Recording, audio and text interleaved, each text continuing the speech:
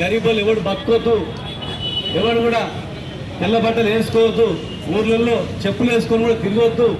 మేము భూమి దున్నాలే, మీరు దున్నేవారికి కానీ పంటల వరకు మళ్ళీ మాకు రావాలి అని ఆ ఇల్లమ్మ ఆమెకున్నటువంటి 6 ఎకరాలు పంట దున్నుకుంటే దున్నిన పంట ఒకరిని మానభంగం కూడా చేశారు, కొట్టారు.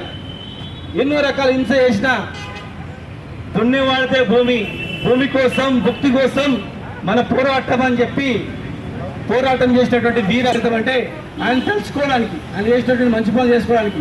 ఇక్కడ సురవరం ప్రతాప్ రెడ్డి గారు అధికారికంగా ఎన్నో సంవత్సరాలు కొట్టినా చేయలేదు, కానీ అధికారికంగా ఐలమ్మ జయంతి వర్ధంతి ఉత్సవాలను చేసుకోవడమే కాకుండా ఐలమ్మ పేరు మీద ఒక 1 ఎకర్ ల్యాండ్ కూడా హైదరాబాద్లో స్మారక భవనం కూడా ఇవ్వడం జరిగింది. అట్లా మహనీయులను మన మంచి పని మహనీయులను స్మరించుకుంటూ ముందుకు కొనసాగాలని చెప్పని ఇక్కడ వచ్చినటువంటి నాయకులకు, ప్రజాప్రతినిధులకు ప్రతి ఒక్కరు కూడా పేరు పేరున నమస్కారం తెలియజేస్తూ జోహార్ చాకలి ఐలమ్మ మహారాజ్కి, జోహార్ చాకలి ఐలమ్మ గారికి, జోహార్ చాకలి ఐలమ్మ గారు.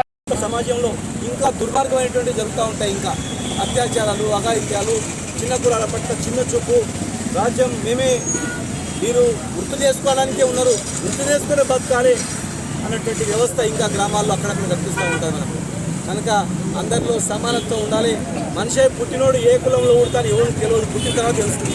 పుట్టిన పాపానికి మానవులు పుట్టినటువంటి జాతి మనది. మనం కూడా వారి స్ఫూర్తిగా మనం కూడా ఎదగాల, పైకి రావాలనే స్ఫూర్తి కలిగేటట్లే ఈ మెయిన్ రోడ్డు మీద విగ్రహాలు పెట్టడానికి ప్రధాన కారణం కూడా అదే. కనుక చదువుకున్న ప్రతి ఒక్కరు కూడా సమాజంలో మనకు ఉండే తక్కువ సమయం భూమి మీద బతికేది, ఆ సమయంలో మనం ప్రతిభను బట్టి గౌరవం దక్కాలి తప్ప కులాన్ని బట్టి అనేది ఉండొద్దు. కులం బట్టి అంటే మనం అట్లా మరి కులంలో పుట్టమని ఏమైనా దేవుని అడిగినామా ఈ కులంలో పుట్టాలని, మరి తెలివితేటలు సామర్థ్యాలు